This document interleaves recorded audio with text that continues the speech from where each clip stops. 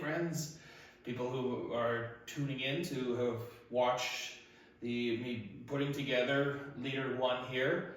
So this is going to be the last, if not second to last video that I do for Leader 1. Saturday, 2 days ago, the 22nd, was his debut at Fan Expo Vancouver, and he did remarkably well, but he did require some repairs a couple times. So he's been repaired enough for this video. I'm going to kind of go over kind of the thought process, how I put his pieces together, and then he's going to be dismantled and recycled. Not all of them. I'm going to probably keep the arms, but the rest of them, I'm afraid he's going to go to the big recycling depot in the sky. So we're going to start. So the primary material used for Leader 1 was cardboard. At work, there's a lot of boxes that are recycled and disposed of, and I grabbed several of them last year, and I decided I was going to do something with them. I didn't know at the time what it was going to be, but I decided middle of last year that I was going to do something, and then I was inspired watching Gobots, which, for those that don't know, is a show from 1984, predates Transformers, and it was the primary rival of the Transformers. As you can probably guess, the show did not catch on beyond the first season. It was still an awesome show, but main character, the leader of the series, of the Guardians, who were the good guys in the show, was called Leader 1. So, and with Peter Cullen and Frank Welker, they were both voice actors. Peter Cullen played a character named Tank, and Frank Welker played a character named Scooter throughout the entire series. And when they were announced for Fan Expo, I was like, oh, this is going to be cool. They didn't show up. They were, my understanding is they're not well, or some sort of cancellation. So that's the way it goes. That's just the risk you take when you go to a convention. Sometimes the guests aren't able to make it, and life goes on. So, anyways, it was motivation to put this together.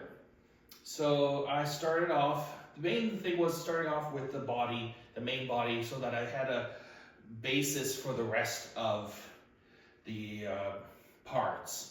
So I began with the torso. This is the third iteration of the torso.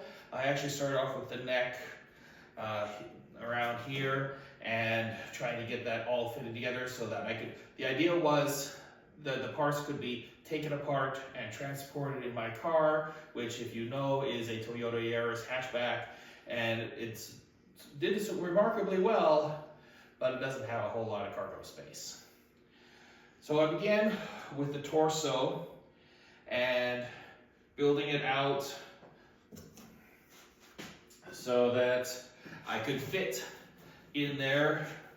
And of course, as you can tell, I have a little bit of stomach, so it's not quite, the character is a lot thinner than this would imply.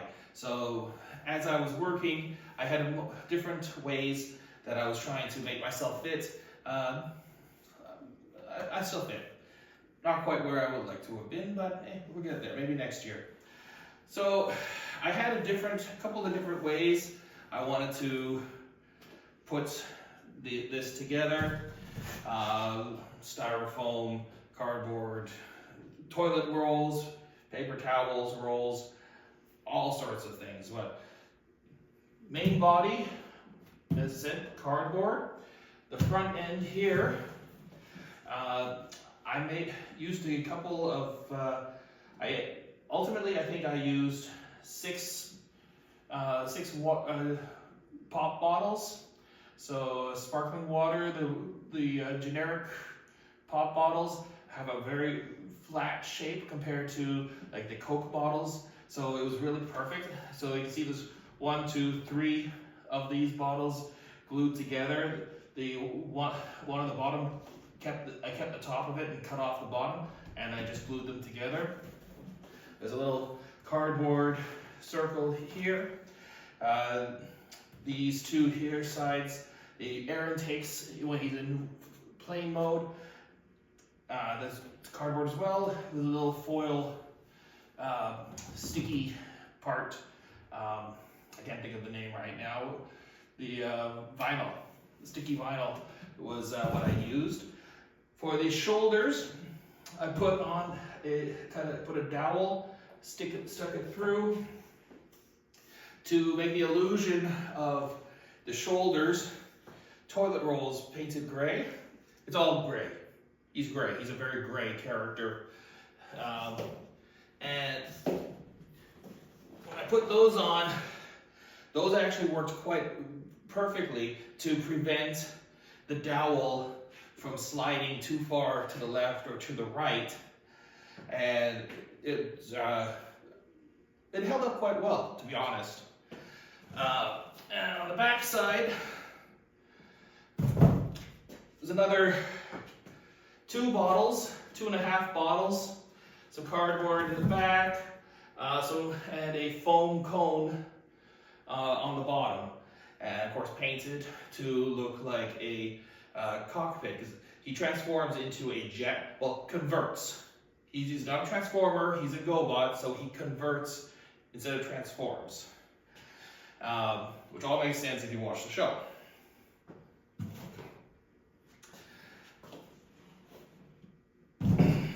Now, moving to the legs. The arms were actually kind of one of the last bits that I had worked on, but the legs are designed to resemble the thrusters. And again, two bottles glued together. I didn't put anything in the bottom here. Again, cardboard for the wings. If I were to do it again, I might make the wings fold forward for better storage. This one was never going to, I thought about having it straight out like he does in the show, but again, storage considerations, having it at this angle was a lot easier than having it sticking straight out. And you might be wondering, why are there straps? Well, he's got black legs, and instead of cutting out black cardboard and trying to walk with that, I decided to kind of make a bit of an illusion here with black stockings here, and have this kind of to simulate the black legs that he normally would have.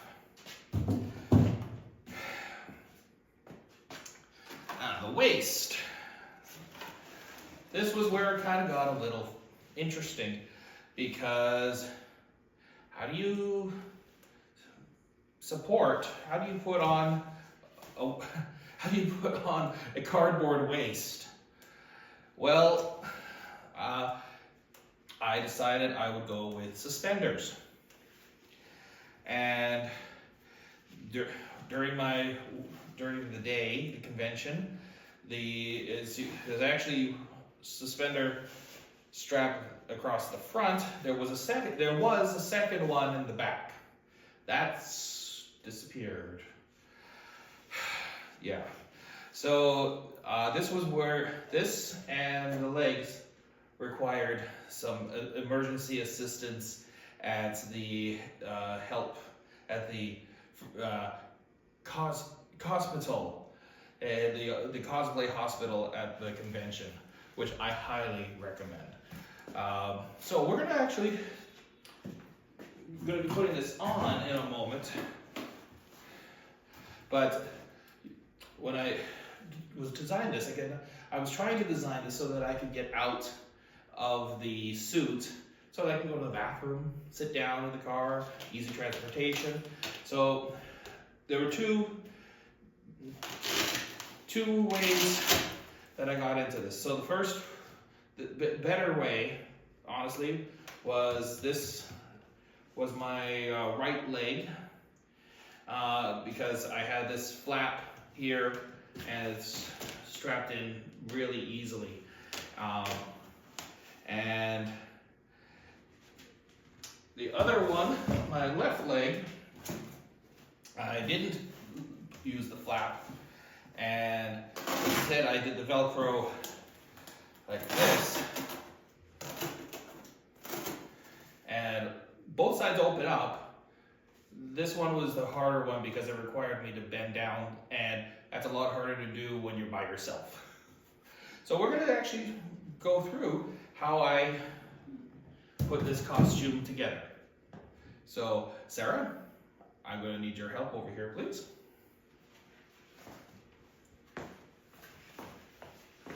For those who don't know, this is my lovely wife, Sara. You know, my partner in crime. Exactly, partner in cosplay. So, anyway, so to start off with, and this is where I need your help, holding my arm. Okay. And yeah, now, all right. So when if I do another cosplay with a similar idea, I'll be definitely using the suspenders idea, but see, I ended up having to add this safety pin, and there was Velcro on this that was added. Safety pin works a lot better. So I get my suspender, my waist on like this, and oh yeah, one thing I forgot. So just for fun, because it was a toy, a Japanese toy. By the way, is it still recording? You just double check. Awesome. So the toy on the back of the legs has the writing from the Japanese show and the model number. Can you see it on there?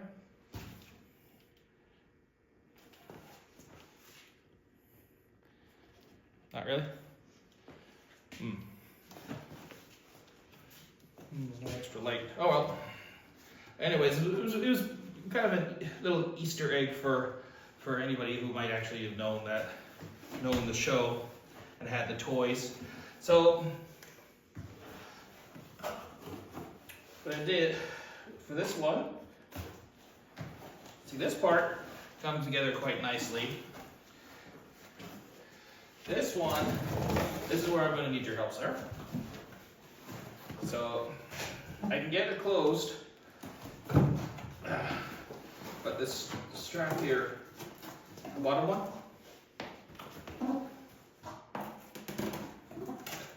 yep, pull it tight. Yep, a little bit further down. Yep, there we go. All right, now when I'm walking, if I don't have the legs suspended, then I'm walking around like this, and it was always kind of shifting around, flopping around, and I wanted it to stay straight. This worked, but it didn't work. So down below, I have these straps here. Those go together, and that supports the inside of the leg. And I have these other straps, and they connect to Velcro on the inside. You can see how flimsy the cardboard is now. It's bending quite a bit. So yeah, this will be pretty much the end. Now, I get these that belt.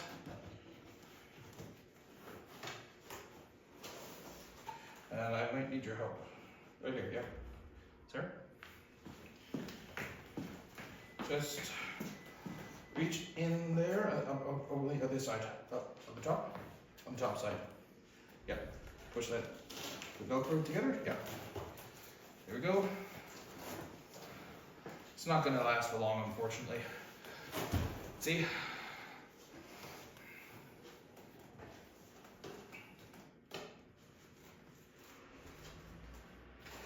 Yeah, they actually, I ended up using some duct tape to help hold it up for the rest of the day, for the rest of the afternoon, because the Velcro, with the material like cardboard, it's just not strong enough for the constant moving that I needed. But, hey, you know what? I'm pretty happy with how it turned out. So, now, the rest of me,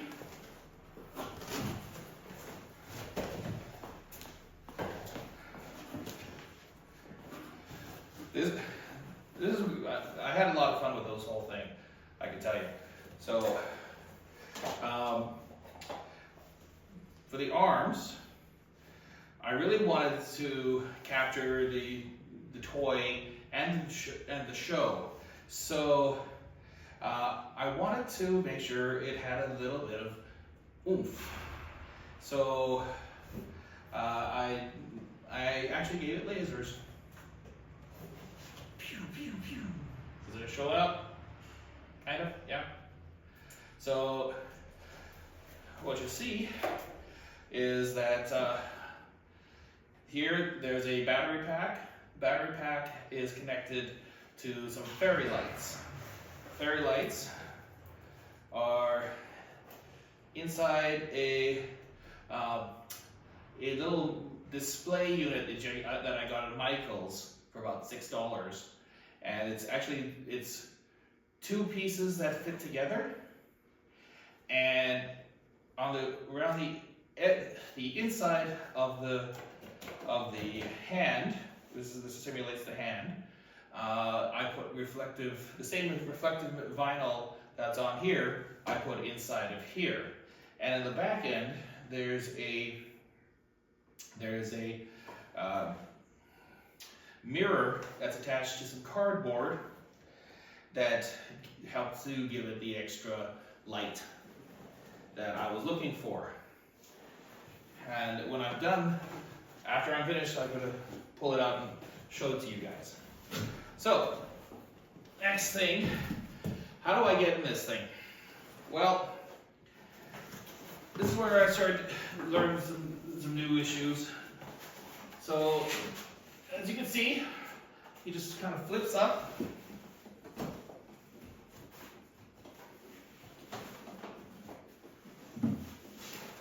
And goes on like so. And you see it here, it's still got his shoulders. And there's a little hole here.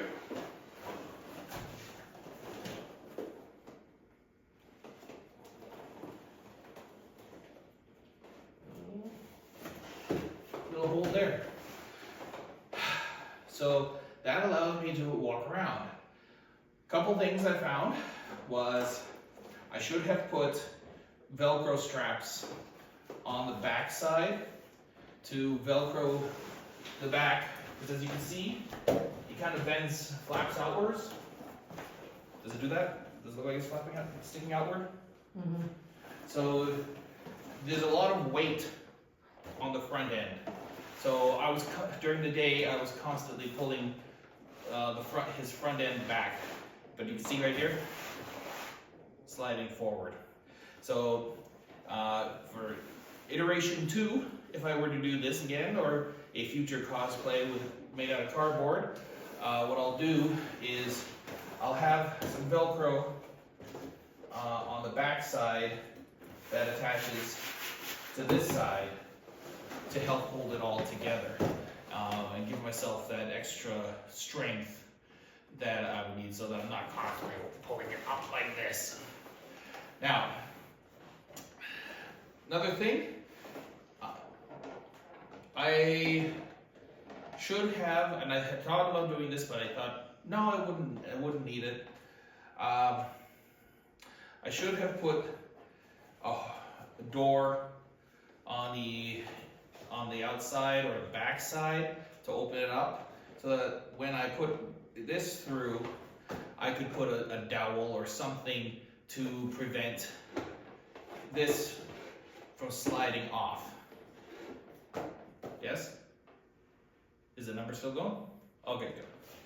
All right, so for future, put a door on the back of the arm or something to hold it in place. Even if I can take it apart, I can open it up and somebody can attach it nicely. To give it myself some control of the arms, I added these little straps, like here and here and here. So, and then I can go like turn on the lights here. Gotta go by feel, unfortunately. And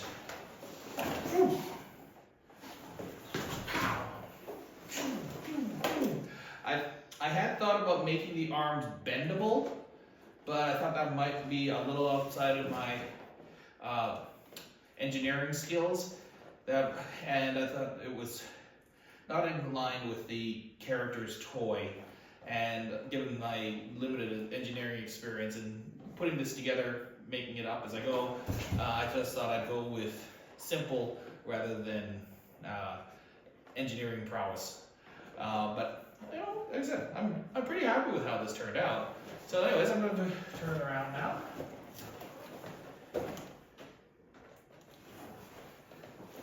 Now, there's one thing I forgot to mention, his head. Leader 1 has a gray head with kind of goggle-like eyes. So, I'm going to ask my handy-dandy assistant, Sara, to put it on my head, put on the basically balaclava. She's going to have to unzip the back. Because I didn't do this in the first place, and I did that on Saturday, and that should have been like one of the first steps I did. Anyways, put it over my head, please.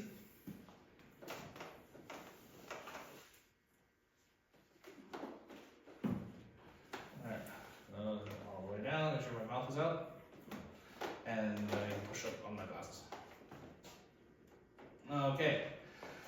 So, we're not going to zip it up, no, not my point. But, so, here I am with the glasses and the balaclava on, and now Sara is going to, you put on. Put on, it's going to go kind of, I found it was probably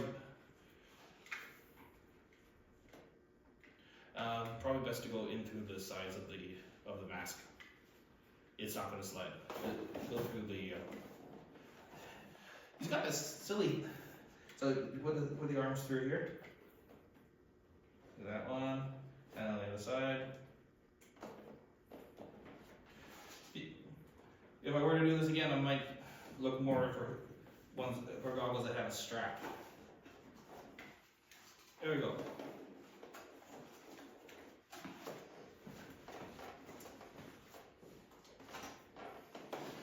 So this is definitely a cosplay that needs a helper. Anyways, how am I looking? You can pull that chin down a little bit. Thank you. Alright, like this. So, that's kind of Leader 1, so I'm just gonna walk around and show a little bit of while I still can, like I said, this is gonna be the last video I really do of this because there's just no room to store them. Go outside. Oh yes. So. Pow! Pow! Pew pew pew pew. Pew pew pew pew pew. Pew pew. Actually, the light works quite well, doesn't it? What do you think? Yeah. Pew pew. All right, so turn the lights back on, please. All right, so stop.